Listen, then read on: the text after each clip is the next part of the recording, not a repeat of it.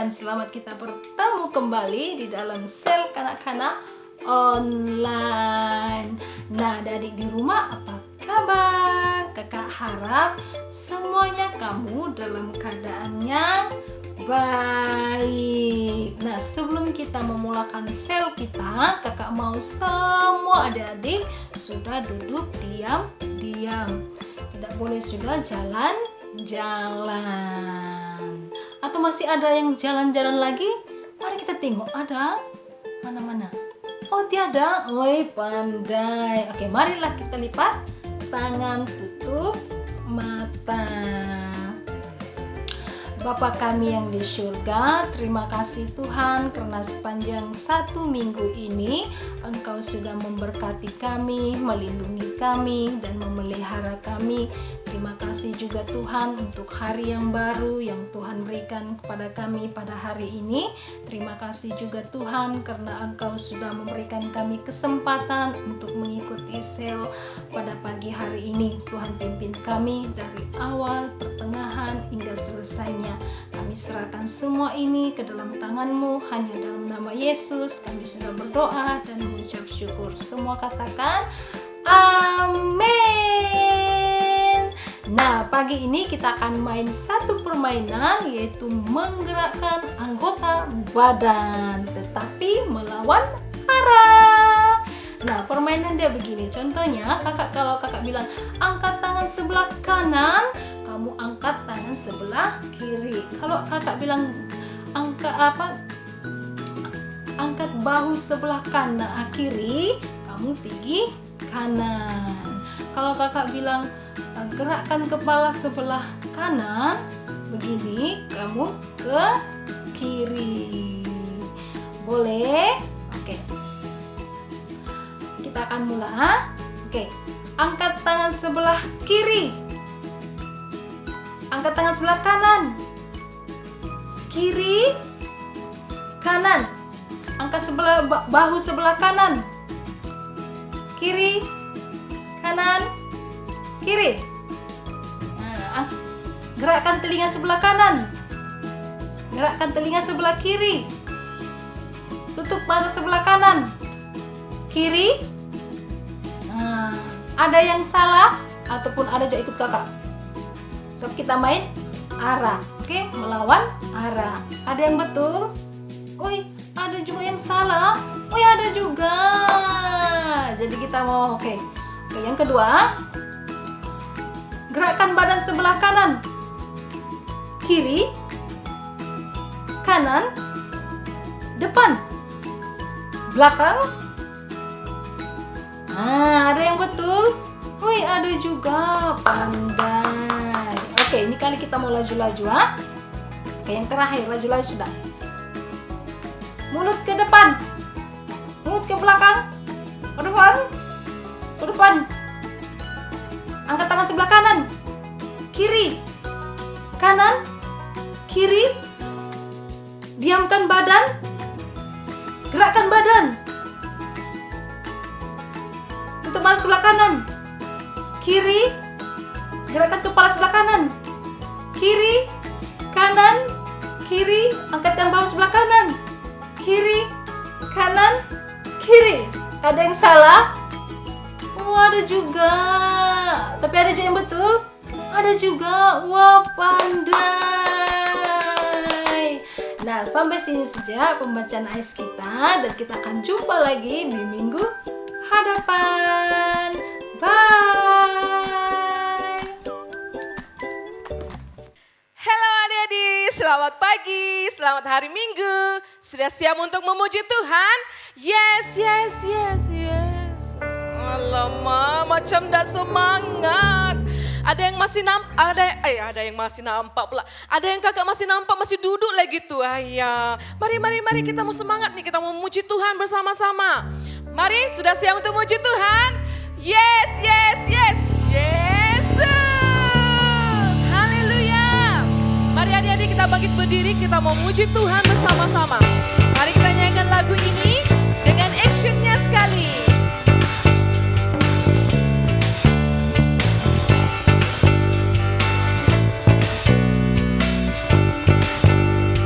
Sama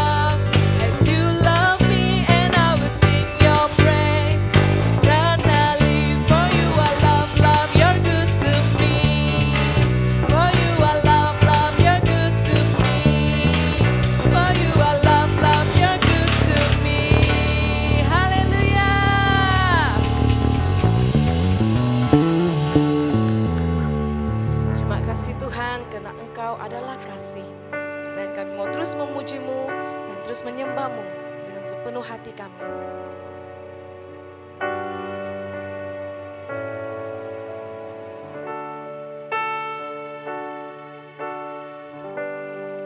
Mari adik-adik, kita menyanyikan lagu ini bersama-sama. Kita mengatakan bahwa terima kasih Tuhan dengan sepenuh hati kita.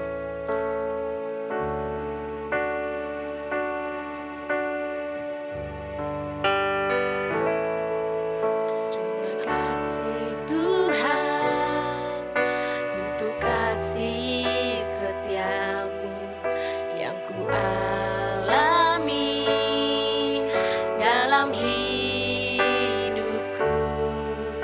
Terima kasih Yesus untuk kebaikan-Mu sepanjang hidupku. Sekali lagi. Terima kasih Tuhan untuk kasih setiamu yang ku alami dalam hidupku. Terima kasih Yesus untuk kebaikan-Mu sepanjang hidupku. Terima kasih.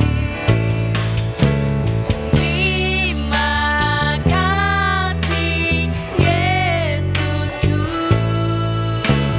buat anugerah yang Kau beri, sebab hari ini Tuhan adakan syukur bagimu.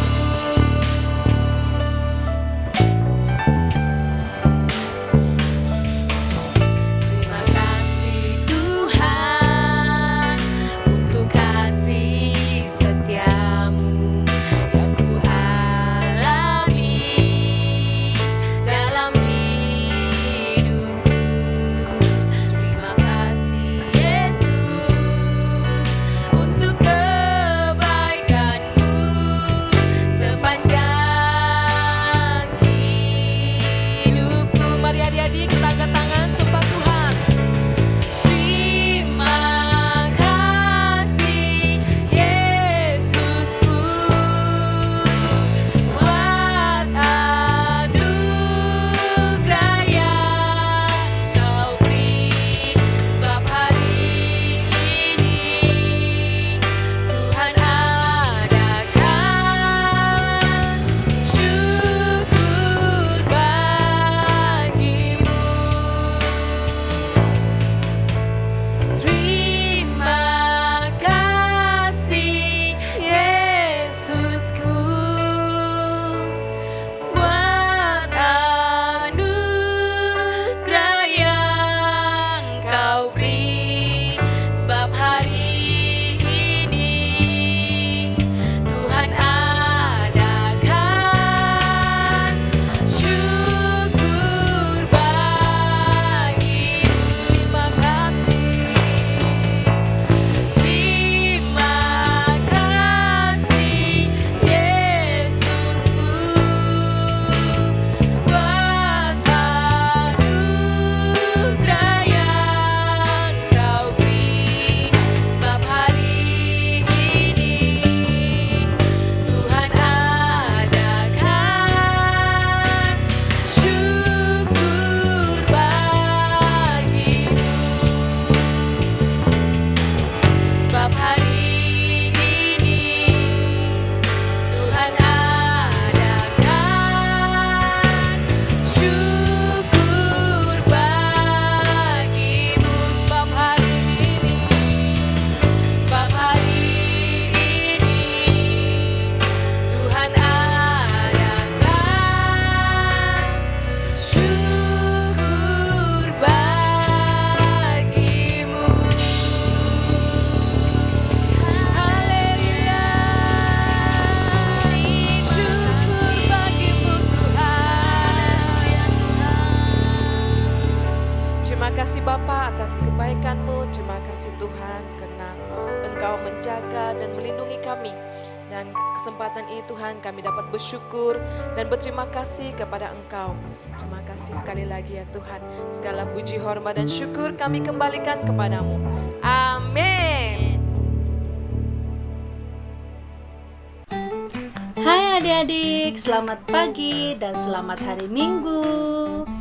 Nah, minggu lalu kita belajar tentang Stefanus. Dan hari ini kita akan belajar tentang Filipus di kota Samaria. Oke, sebelum kita mendengar dan menonton, mari kita lipat tangan, tutup mata dan berdoa. Tuhan Yesus, terima kasih untuk kesempatan pada hari ini di mana kami dapat berkumpul untuk mendengarkan firman-Mu. Tuhan, berkati kami agar kami dapat faham apa yang kami dengarkan. Tuhan, terima kasih, dan di dalam dan atas nama Tuhan Yesus kami sudah berdoa. Amin. Oke, selamat menonton dan mendengar adik-adik.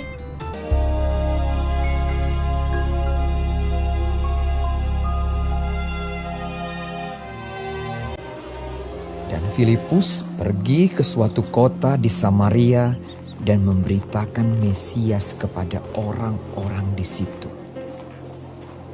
Ketika orang banyak itu mendengar pemberitaan Filipus dan melihat tanda-tanda yang diadakannya, mereka semua dengan bulat hati menerima apa yang diberitakannya itu.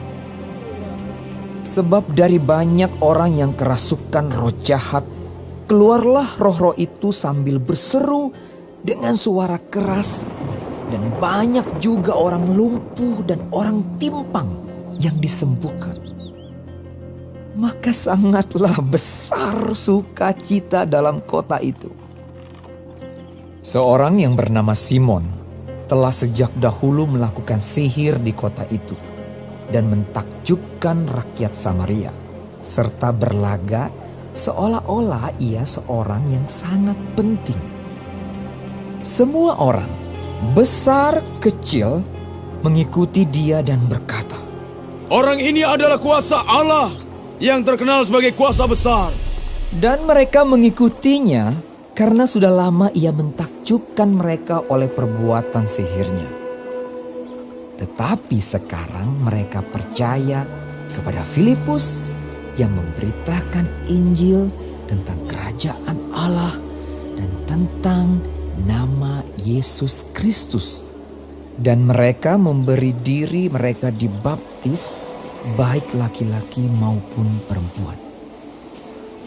Simon sendiri juga menjadi percaya. Dan sesudah dibaptis, ia senantiasa bersama-sama dengan Filipus dan takjub ketika ia melihat tanda-tanda dan mujizat-mujizat besar yang terjadi. Ketika rasul-rasul di Yerusalem mendengar bahwa tanah Samaria telah menerima firman Allah, mereka mengutus Petrus dan Yohanes ke situ. Setibanya di situ, kedua rasul itu berdoa supaya orang-orang Samaria itu beroleh Roh Kudus. Kemudian keduanya menumpangkan tangan di atas mereka. Lalu mereka menerima Roh Kudus. Ketika Simon melihat bahwa pemberian Roh Kudus terjadi oleh karena rasul-rasul itu menumpangkan tangannya, ia menawarkan uang kepada mereka serta berkata, "Berikanlah juga kepadaku kuasa itu, supaya jika aku menumpangkan tanganku di atas seorang, ia boleh menerima Roh Kudus." Tetapi Petrus berkata kepadanya, "Binasalah kiranya uangmu itu bersama dengan engkau, karena engkau menyangka bahwa engkau dapat membeli karunia Allah dengan uang. Tidak ada bagian atau hakmu dalam perkara ini, sebab hatimu tidak lurus di hadapan Allah. Jadi bertobatlah dari kejahatanmu ini dan berdoalah kepada Tuhan, supaya Ia mengampuni niat hatimu ini. Sebab kulihat bahwa hatimu telah seperti empedu yang pahit dan terjerat dalam kejahatan." Jawab Simon, hendaklah kamu berdoa untuk aku kepada Tuhan, supaya kepadaku jangan kiranya terjadi segala apa yang telah kamu katakan itu. Setelah keduanya bersaksi dan memberitakan firman Tuhan, kembalilah mereka ke Yerusalem, dan dalam perjalanannya itu mereka memberitakan Injil dalam banyak kampung di Samaria. Nah, adik-adik, dalam cerita yang kita dengar tadi, kita dapat belajar melalui satu pribadi, yaitu Filipus. Dan Filipus pergi ke kota Samaria dan memberitakan pemberitaan tentang Mesia, yaitu Yesus. Bahkan dengan bantuan Roh Kudus, Filipus dapat menyembuhkan orang-orang sakit yang tempar dan lumpuh. Bahkan mereka yang dirasuki dengan roh jahat juga dapat dibebaskan. Nah, dengan perkara itu, orang-orang di kota Samaria mula membuka hati mereka untuk menerima pemberitaan tentang Mesia dan memberi diri mereka untuk dibaptis, bahkan menerima sukacita dalam hati mereka. Ini juga berlaku kepada Simon. Adik-adik masih kenal siapa Simon? Ya, Simon ialah seorang penyihir yang ada di kota Samaria. Dia sangat dikenali karena perbuatan sihir yang dia mampu lakukan. Tetapi karena pemberitaan tentang Mesia yang diberitakan oleh Filipus, Simon membuka hatinya juga untuk menerima pemberitaan tersebut. Bahkan dia mengikuti Filipus kemana Filipus pergi, dan apabila mukjizat-mukjizat besar terjadi, Simon mulai takjub. Kamu tahu takjub tuh macam yang wow begitu. Ada mukjizat terjadi di depan mata dia. Nah, jadi ketika rasul-rasul di Yerusalem mendengar perkara tersebut, mereka mengutus Petrus dan juga Yohanes ke kota Samaria dan bertemu dengan Filipus. Nah, ketika mereka sampai, mereka mulai berdoa dan mereka menadahkan tangan mereka seperti ini ke atas orang-orang di kota Samaria. Orang-orang di kota Samaria menerima Roh Kudus. Nah, ketika mereka ingin berganjak, Simon datang, dia datang begini, dia bilang, ini duit saya dan berikan saya kuasa di mana ketika saya berdoa dan menadahkan tangan saya, orang-orang dapat disembuhkan, bahkan menerima Roh Kudus. Tetapi, ada tetapi dia, Petrus marah dan berkata, binasalah engkau dengan uangmu itu, karena hatimu tidak tulus kepada Tuhan. Nah, dia bilang lagi, kasih karunia Tuhan itu tidak dapat dibeli dengan uang. Oke? Nah, berdoalah dan bertobatlah kepada Tuhan supaya kejadian-kejadian yang buruk tidak berlaku atas dirimu, kata Petrus. Nah, lepas itu Simon menjawab, hendaknya kamu berdoa untuk saya supaya perkara-perkara yang buruk tidak terjadi ke atas saya seperti yang telah kamu katakan. Nah, adik-adik, di dalam cerita ini kita boleh belajar tentang sebuah ketulusan hati di dalam hati kita kepada Tuhan.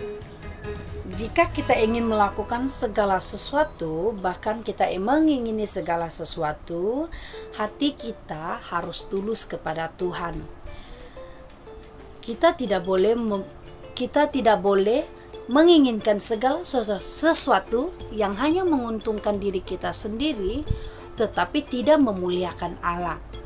Nah, kita harus berdoa, meminta kemaafan daripada Tuhan, meminta keampunan, bahkan bertobat kepada Tuhan sekiranya kita melakukan suatu kesilapan tanpa kita sengaja ataupun tanpa kita tidak sengaja.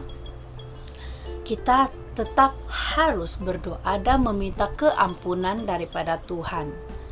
Oke, dan adik-adik, dalam cerita ini juga kita belajar bahwa kasih karunia Tuhan tidak dapat dibeli dengan uang ringgit. Oke, kau beli dengan harta pun tidak dapat, beli dengan baju pun tidak dapat, bayar dengan makanan pun tidak dapat, bayar dengan rumah pun tidak dapat. Kita mau bayar dengan apapun perkara di dalam dunia ini untuk mendapatkan kasih karunia, tidak akan pernah kita dapat. Oke, kasih karunia adalah daripada Tuhan dan hanya Tuhan yang akan memberikannya kepada kita hanya ketika kita tulus kepada Tuhan. Oke, jangan berdoa begini-gini tapi dalam hati kita menginginkan sesuatu yang di luar daripada doa kita. Contoh kita bilang, Tuhan, saya akan memuliakanmu, berikanlah saya kekayaan. Tapi dalam hati kita berpikir gini, bagus lagi saya kaya supaya saya dapat beli apa yang saya mau. Nah, bukan begitu ya adik-adik. Pastikan apa yang kita minta itu tulus dari hati kita dan perkara tersebut dapat memuliakan Allah di surga. Oke adik-adik, sampai di sini pembelajaran kita. Mari kita berdoa. Tuhan Yesus, terima kasih ya Tuhan untuk pelajaran kami pada hari ini. Tuhan, biarlah hati kami tulus untuk melayani Engkau, tulus untuk bersama dengan Engkau dan tulus menjadi anak-anak-Mu. Tuhan, terima kasih. Dalam nama Tuhan Yesus kami sudah berdoa. Amin. Oke adik-adik, jumpa lagi. Hai adik-adik, tiba masanya untuk ayat hafalan. Ayat hafalan kita minggu ini diambil dari Kisah Para Rasul pasal 8 ayat 37b. Jawabnya, aku percaya bahwa Yesus Kristus adalah anak Allah. Satu kali lagi, Kisah Para Rasul pasal 8 ayat 37b. Jawabnya, aku percaya bahwa Yesus Kristus adalah anak Allah. Nah adik-adik, melalui ayat hafalan ini kita dapat belajar bahwa orang tersebut dahulunya tidak percaya akan Yesus Kristus. Namun kini dia percaya kepada Yesus Kristus. Sebab apa dia percaya? Sebab dia sudah melihat mujizat yang dihasilkan oleh Tuhan Yesus. Nah adik-adik, kakak tahu bahwa adik-adik juga percaya bahwa Yesus Kristus adalah anak Allah dan juga penyelamat kita. Dan oleh itu, kakak ingin mendorong adik-adik untuk tetap berpegang teguh kepada iman dan selalu berdoa pada Tuhan Yesus. Karena kita tahu bahwa Yesuslah satu-satunya penyelamat kita. Ya adik-adik, sampai sini saja ayat hafalan kita. Semoga adik-adik di rumah hafal ayat hafalan ini. Bye! Hai adik-adik, masanya untuk mendengar pengumuman. Pengumuman yang pertama mengenai pertandingan kuis Alkitab, yaitu Kitab Yohanes. Jadi adik-adik pastikan baca keseluruhan Kitab Yohanes, yaitu dari pasal pertama hingga pasal 21. Pertandingan ini akan diadakan pada 10 Agustus dan 31 Agustus. Adik-adik cuma perlu pilih satu tarik untuk ikut pertandingan ini.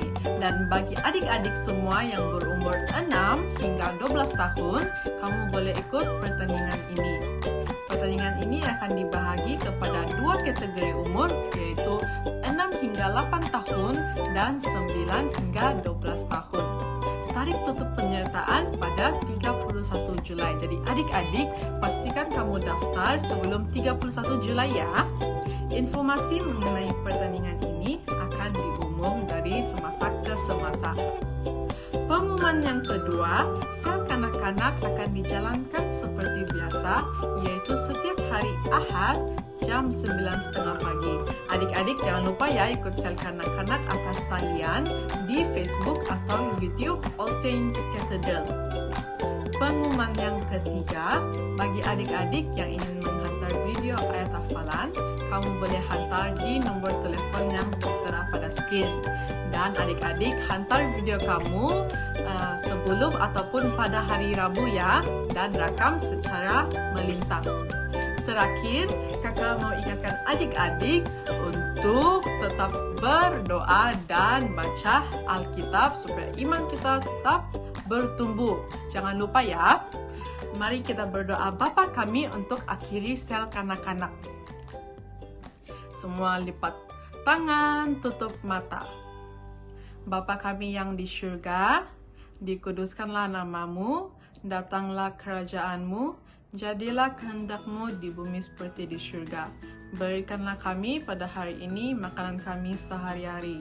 Ampunilah kami akan dosa-dosa kami, seperti kami juga mengampuni orang yang bersalah kepada kami.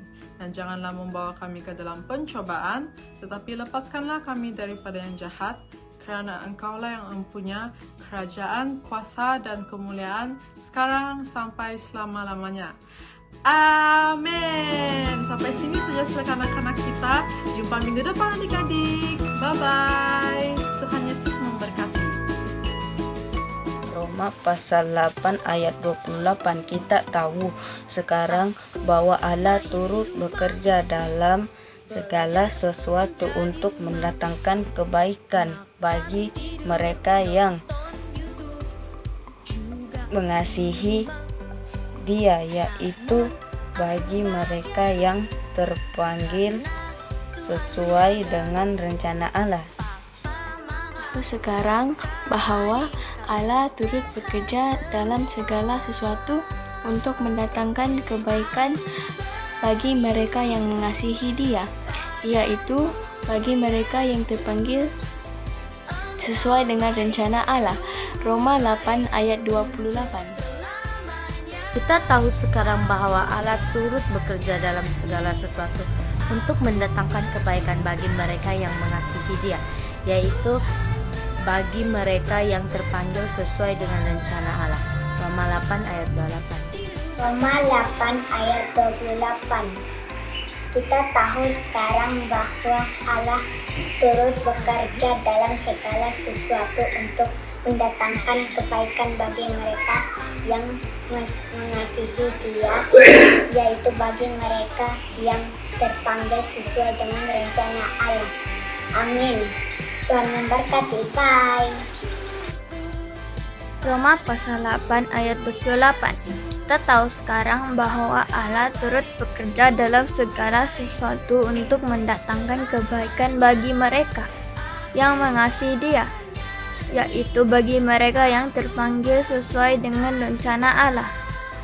Roma pasal 8 ayat 28. Kita tahu sekarang bahwa Allah turut bekerja dalam sesuatu untuk mendatangkan kebaikan bagi mereka yang mengasihi Dia, yaitu bagi mereka yang terpanggil sesuai dengan rencana Allah. Mazmur 103 ayat 13. Seperti Bapa sayang kepada anak-anaknya, demikian Tuhan sayang kepada orang-orang yang takut akan Dia. Bye-bye. Thank you.